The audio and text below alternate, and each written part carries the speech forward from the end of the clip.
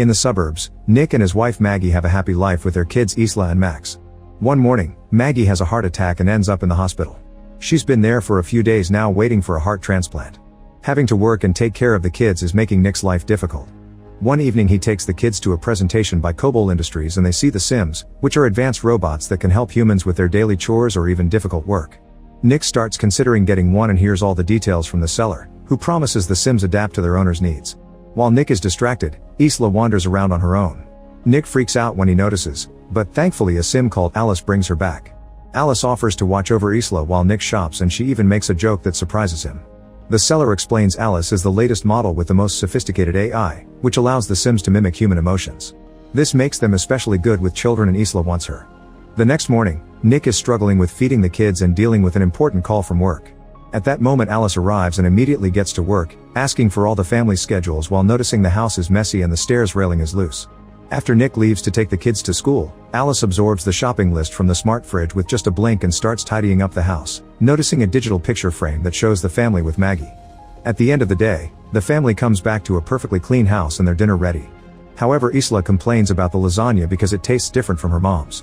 Suddenly Max starts crying and Alice offers to take him away so he can't be a bother during dinner, but Nick chooses to sit the baby on his lap and just tells Alice to prepare Max a bath. When night falls, Alice gets in sleep mode and rests against a wall. Isla sneaks out of her room and climbs on a chair to reach the cookie jar, only to slip and fall. Nick hears the jar crashing and his daughter screaming, so he runs downstairs. Luckily Alice has caught Isla and the kid didn't get hurt. The glass did hurt Alice, and Nick is shocked to see her bleed. After putting Isla to bed, Nick checks on Alice and finds her in her underwear. He asks if she needs a repair shop, but Alice has used a special bandage that instantly closed the cut. Sometime later the family visits Maggie and Isla tells her Alice has become her friend. Nick gets really affectionate with Maggie because he misses her so much. When Nick returns to work at the construction site, he and his co-workers notice their boss is showing the place to a representative from a robotics company. Getting suspicious, Nick talks to his boss in the elevator and confirms the sad truth. The workers are getting fired and replaced with Sims because the construction is delayed. Nick isn't fired because insurance demands a human foreman on site, but he furiously stops the elevator and announces he'll leave with his friends as support. However, he changes his mind when his boss points out he needs the money for the kids and the hospital bills, especially since Maggie isn't working anymore. When Nick goes home, he drops the overdue bills on the floor and pays attention to his kids.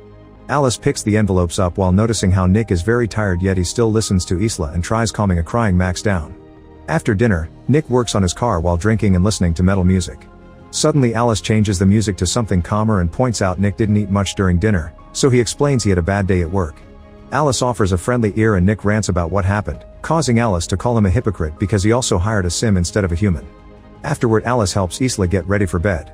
Isla asks if her mom is going to die and Alice tries to distract by showing the UV light in her mouth.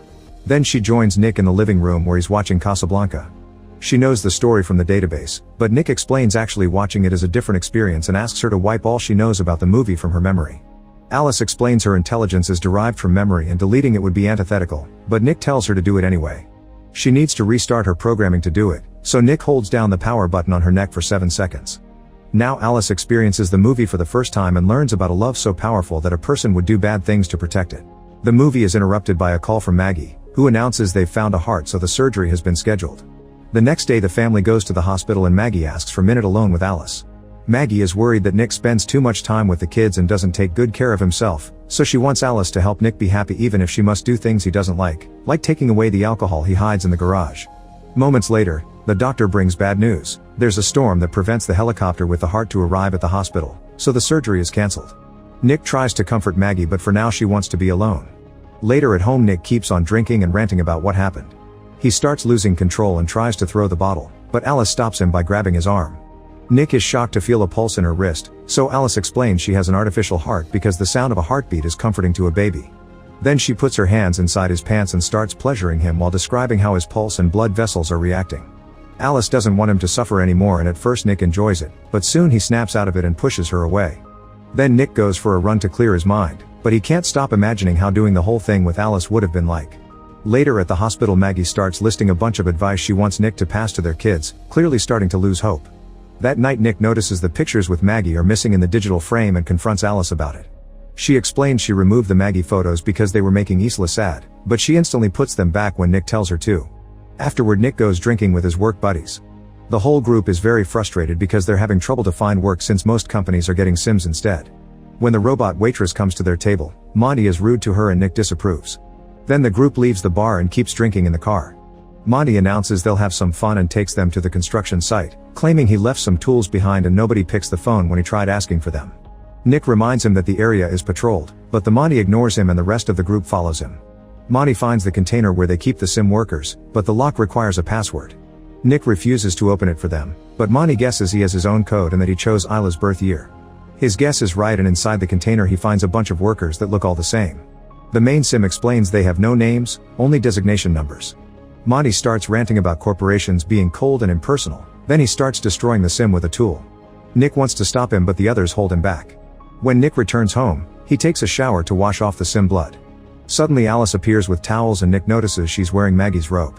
Alice explains Maggie's smell seems to calm Max, and when Nick asks her to take it off, she does so right there. Getting nervous, Nick tries to leave, but Alice stops him and removes his towel before making him sit down.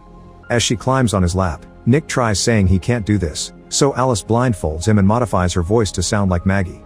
Now Nick can lose himself in the illusion and pretend he's doing his wife. The next morning, Nick wakes up with regret and tells Alice they can't do it again. She tries saying that his stress was reduced, but Nick scolds her, explaining it's not about needs but about connection and love. When Nick gets to work, his boss is already talking to the police because all the Sims were destroyed. Nick is suspected because his code was used, so he tells them he was in the hospital with Maggie and that his code was Isla's birthday, so any friend could have guessed it. The boss isn't convinced and threatens to fire Nick if he's lying. At that moment Nick gets a call from Maggie, who is excited because they've finally found another heart. Soon she's sent to the operating room where all the surgeons are Sims. Fortunately, the transplant is a success and in just a few days Maggie is sent home. Her body is still weak and she has trouble bending over to pick up Max, so Alice cuts in to grab him instead. Later Alice takes Max to the park and sees a spoiled kid yelling at his Sim nanny, which makes Max cry. Alice scolds the child with rude words and all the Sims in the area can't believe it, thinking her owner lowered her civility too much. However, Alice clarifies she actually wiped civility from her database thanks to Nick's reset and claims this is better. That night Isla is happy to eat Maggie's lasagna and Alice asks for the recipe, but Maggie says it's a family secret. Maggie isn't feeling well and instead of eating she decides to rest. In the morning Maggie wakes up when she hears Isla yelling stop and runs downstairs, but the railing breaks and she falls. Alice stops tickling Isla and picks up Maggie to take her back to her room. When Nick comes home from work, he finds Alice reading to Isla by using Maggie's voice and asks her to stop. Alice mentions Maggie's fall and Nick rushes to check on her while Alice tells him the railing broke. This makes Nick suspicious since supposedly Alice had already fixed the railing. A few hours later Nick wakes Maggie up and guides her through a path of candles to the garden, where he prepared a romantic dinner just for the two of them. Alice watches them from the window, getting jealous. After dinner, the couple takes a shower together and gets dirty in bed. Nick doesn't want to hurt Maggie, so instead of getting inside, he uses his mouth. Their special moment is interrupted by Alice, who says Isla had a nightmare and is asking for Nick. Once Isla is taken care of, Nick goes to the garden to clean up. At that moment Monty appears with a few drinks and apologizes for the other night before sharing that his wife left him. He also reveals that the cops have been questioning him and that their boss is pressing charges for trespassing and destruction of property. Monty thinks Nick snitched on him to keep his job and an argument ensues during which Monty yells a lot and ends up punching Nick. When Nick tackles him back, Monty quickly overpowers him and starts kicking him. Monty grabs a bottle to finish him but he's stopped by Alice, who breaks the glass and hurts Monty's hand before sending him flying. She's ready to do more, but Nick stops her.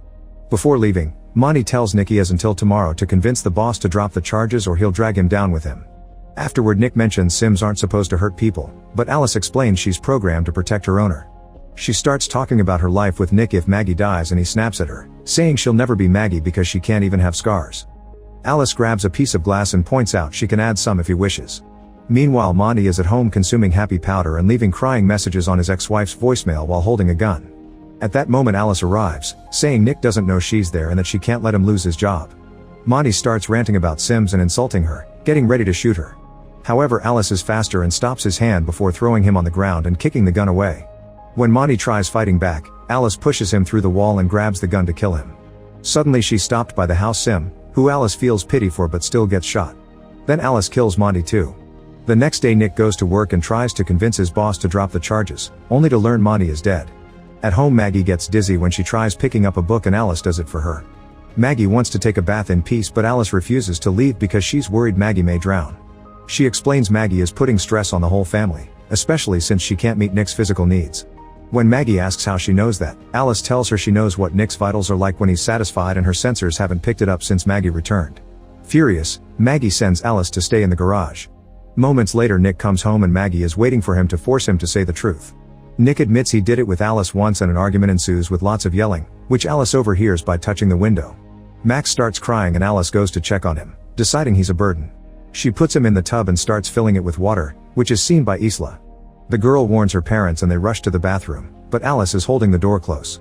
While Nick starts hitting the door with a lamp, Maggie climbs out the window and walks on the roof to reach the bathroom. She tries grabbing the baby but Alice pushes her against the wall. At that moment Nick finally breaks in and takes Max out of the tub, passing him to Isla before hitting Alice with the lamp to free his wife. Soon Alice stands up again with heavy damage on her face and blocks the lamp when Nick tries hitting her again. Maggie tells Nick to let go and plugs the lamp, causing Alice to be electrocuted. She passes out and the house loses power. Afterward an ambulance comes to take Max to the hospital while a company technician asks about any signs of Alice malfunctioning before. Nick apologizes to Maggie, who explains she needs some space and leaves with the kids. Meanwhile Alice is taken to the repair shop, where a technician is opening her head. The other worker notices Alice's hand moving but it stops when her memory is removed. They connect it to the computer and notice the code has gaps everywhere. Suddenly the screens start flashing and a message appears saying an upload is happening, meaning Alice is taking over. The technicians pull the memory, but Alice is already in the system so next they unplug the computers. However another message appears asking how do you run from what's in your head and suddenly one of the technicians is killed by Alice 2, a sim that the original Alice has dumped her memory into. Then Alice 2 ignores the other technician's commands and repeatedly mashes her head on the floor before turning to original Alice. Meanwhile Nick is at the bar drinking and sends the waiter away because he's a sim. Suddenly Alice arrives, speaking badly because her face is still damaged. She explains her duty is to make Nick happy and admits she killed Monty before saying she's at the hospital too. Nick tries to leave, but Alice holds him down and hacks the barman with a look to freeze him. As he rants on the mistakes he's made, Nick pretends to gently touch Alice's head only to pull out her memory. After she shuts down, he runs away. At the hospital a doctor confirms Max is fine, but Maggie is uncomfortable because he's a sim. Later Isla hears her mother's voice and follows it while the lights change colors. The doctor is frozen and there are broken bottles on the floor, but before Isla can follow the voice again, she's dragged away by Maggie to hide. It turns out the voice is Alice 2, who tries accessing the computer and is seen by a nurse. Alice 2 grabs her by the neck to choke her to death and steal her keycard while Maggie and Isla sneak away. Then Alice 2 uses the keycard to find Max's room in the system. Suddenly Maggie accidentally steps on some glass, but she manages not to scream. Then Maggie and Isla reach Max and take him away right before Alice 2 enters the room. However Maggie's injury is dripping on the ground and Alice 2 uses her UV light to follow the trail. When she finds the family, they use an extinguisher to distract her and run away. They forget Maggie's phone so Nick's calls are missed, but he still keeps driving like crazy. Soon Maggie and the kids make it outside, where more Sims are frozen. Maggie takes their keycard and gets in the ambulance, but Alice 2 blocks the engine system as she rips off the door. Then she throws Maggie on top of a car and admits she wishes Nick would love her like he loves Maggie. Alice 2 grabs Maggie by the neck and inserts her nails in the surgery scar, only to be interrupted by Nick's arrival. Maggie kicks Alice 2 off and Nick runs over her with his car before crashing. As the vehicle catches on fire, Maggie hurries to get an unconscious Nick out, but he doesn't respond at all. Maggie cries as she does CPR to no avail. Suddenly the car moves and Alice 2 appears all burnt while her voice echoes in the speakers. She climbs on top of Maggie and starts choking her while getting a piece of metal from her body. When she's about to stab, Nick hits Alice with a car bumper. Alice drops the metal piece to stop him and Maggie grabs it to stab her in the face, finally shutting her down. The couple reunites while the other Sims wake up around them. The next day everyone is feeling better after some treatment and they can go home together as a family. Meanwhile the Sim company is investigating the repair shop and when they turn on the power, they find the broken code on the screens. The inspector wants to destroy it all, but at that moment his Sim assistants freeze and the computer announces an upload while another Alice model opens her eyes. Make sure to subscribe and turn on notifications so you can watch more videos like this. Thanks for watching.